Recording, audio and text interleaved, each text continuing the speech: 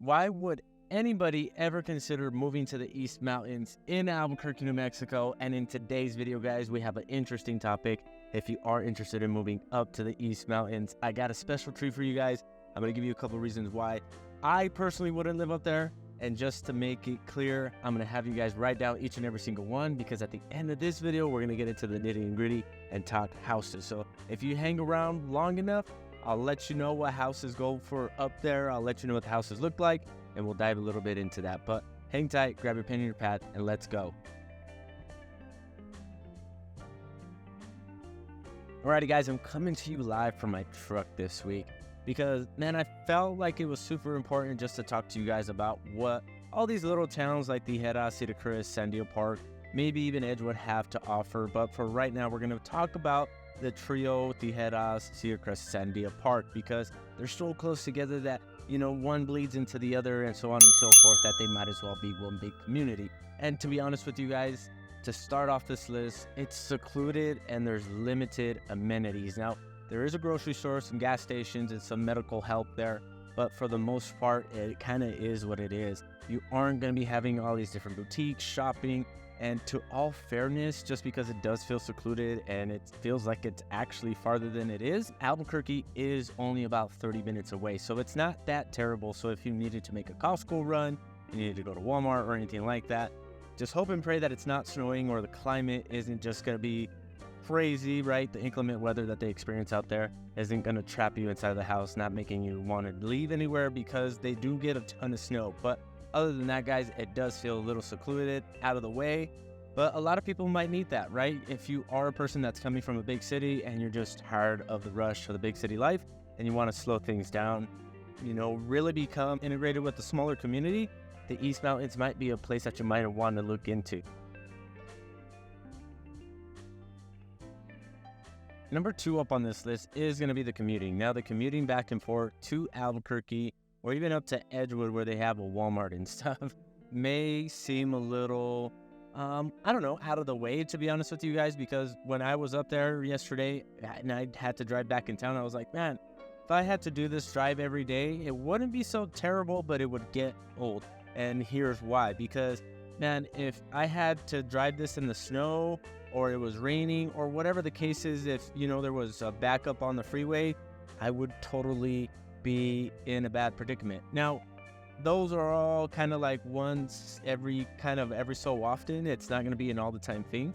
And to all fairness, again, Albuquerque is only 30 minutes away. So if you are going to be more than likely working in Albuquerque, because there's not a whole lot of jobs in those little towns there, they do have some, like I said, some medical and some grocery stores and some gas stations. And believe it or not, my sister used to work at a vet hospital up there. I was just thinking about that, like, who do I know that actually worked up there purposely? And my sister did. And she ended up moving back into town just because of the drive and, you know, dealing with the snow and stuff like that. It was just going to be too much for her. But really, guys, the commuting back and forth is going to be a thing, right? And if you are planning on coming into the city, if you do move to the East Mountains, you better make a list of all the things that you need, because you're probably not going to want to leave home, right, once you get back into town. But outside of that, guys, add about an extra, 20 to 30 minutes if you are traveling from the East Mountains to Albuquerque for work, just all depending on where you're living and where you're working. Number 3 up on this list, and I get asked this question all the time, right? What kind of employment is out there? And to be honest with you, it's very limited, right? I brought it up a few times already. They got like the Triangle grocery store, they got gas stations, they got little small boutiques and stuff like that, that you'll be able to find a job. Might not be the highest paying job, but it's going to be there in town. Now, if you are planning on, getting a better paying job, more opportunity, you are going to be commuting to the city. So what does that mean? That means that, hey, you probably should think about the type of vehicle you're driving, right? You're going to want a 4-wheel drive or all-wheel drive car. You can get away with front-wheel drive car, but to be honest with you, just to be on the safe side, just because more than likely when you are traveling to the city for work, you're going to be, or just in general, right, trying to leave your house, you are going to be the one plowing your own driveway and possibly plowing a portion of the street, because up there, the neighborhoods, they don't really get too involved as far as what the little towns do, they actually just really take good care of the main roads. And you'll see it everywhere that you drive up there. You'll see these big yellow buckets. And I wasn't aware that they actually held tons of salt.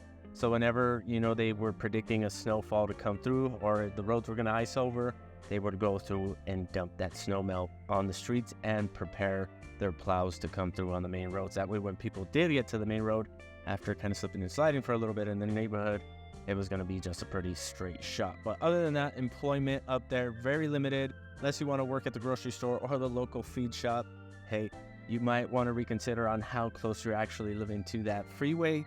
That way you also have that convenience factor in mind.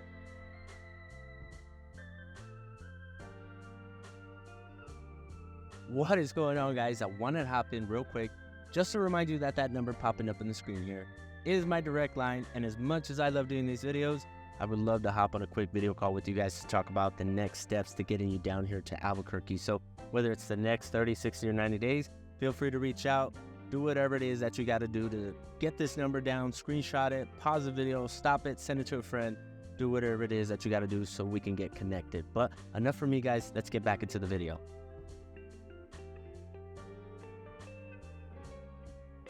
Now, you might want to keep in mind this next one on this list, and you might really want to take notes because the wildlife up there, the presence of these critters and natural predators is very alive.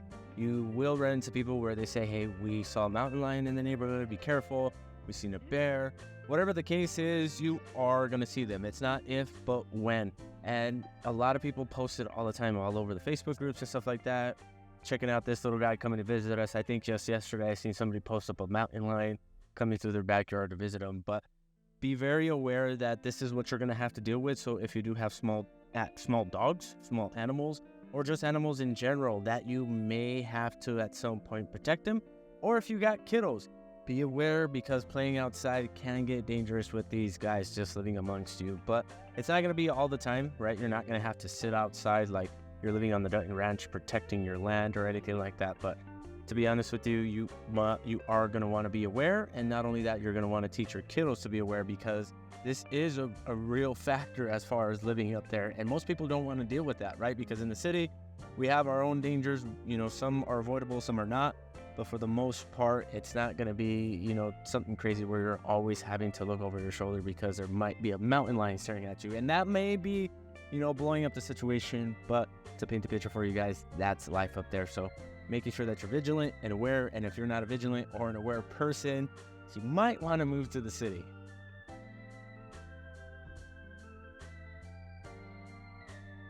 The next one up on this list is education, right? Because it is important about the schools up there.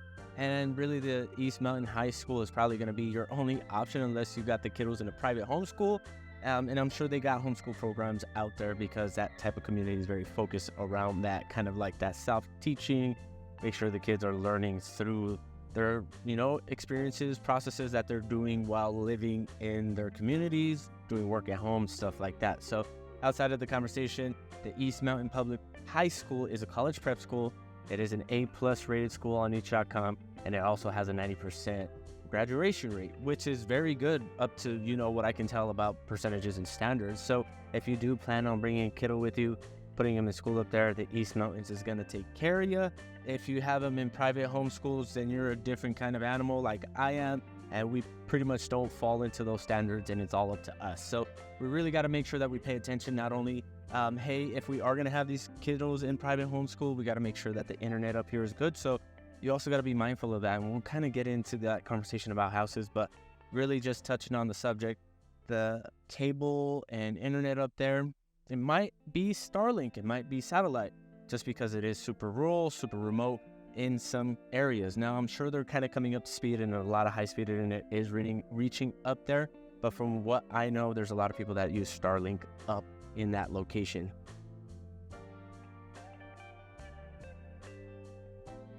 The last part of this list, as promised, we're going to be talking about houses. Now, the houses up here in the East Mountains are going to be a little custom. There's no master plan communities, and they're going to average around that low 300 range. Now, keep in mind that the bigger the property, the more you're going to pay. I've even seen some properties go for up to $1 million, believe it or not. And it's all depending on how high up you are in the mountain too. So keep that in mind, that location and style is going to be a big component of how much you pay. Now, there is some creative houses that I've seen up there. I've seen some people buy a piece of dirt and pretty much put a bunkhouse, or a cabin even, which, okay, right? I could assume that that'd be a nice retreat, but for me personally, if I'm going to stay up in a cabin, I need a river and I need, some fish.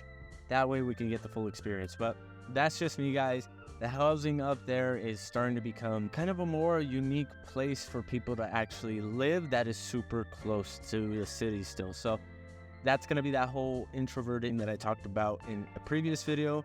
And, the East Mountains is the epitome of that, because you will work in the city during the day and, chill out in the mountains at home. And personally, even though that there's no water, no river, I can make the accommodation for that, because man, that seems so nice, right? To be able to just, do everything you got to do during the day and then head home and disconnect, like, fully, really, because the street lights out there are very minimum. You are going to be able to see the stars at night. You are going to be able to go outside, less road noise, all that, right? And less going on, for sure, because in the city, we all know that it's busy. So I think I kind of hit it on the head for you guys as far as moving to the East Mountains and why you should probably reconsider moving up there. But if anything on this list made you be like, Eli, that's all great, but some of those things that you may not like, that's what I'm looking for, right? I want that solitude. I want to be able to just disconnect from the city altogether. And personally, I work from home, so traveling in and out of the city maybe once a week, if that's all I got to do, no biggie, right? But really, guys, if that's something that interests you, that number popping up on the screen is my direct line. And as much as I love doing these videos, I would love to also help you out with your real estate needs. So please feel free to reach out. Me and my team would love to hop on a quick video call with you guys to make sure that wherever in the East Mountains or Albuquerque that you're looking to move, we'd love to make sure that you're making the right decisions. But other than that, guys, I'm going to head home. I'm starting to get hungry. The day is going by, and I want to make sure that I have some fun too. But other than that, guys, if there's anything that I can do for you guys, feel free to reach out. We'll catch you guys on the next one. Peace.